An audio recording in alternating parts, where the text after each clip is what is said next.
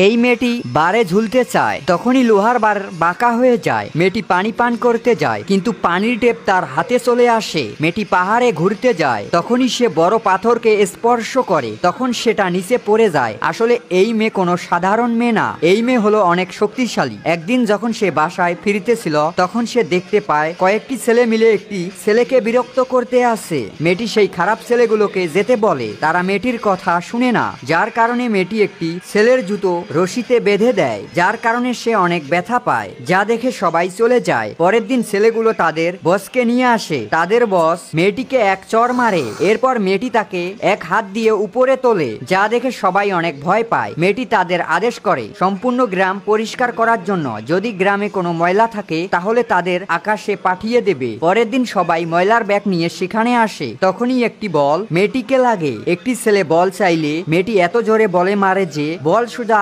আকাশে চলে যায়। এরপর মেয়েটি সেই গ্রামের হিরো হয়ে যায়।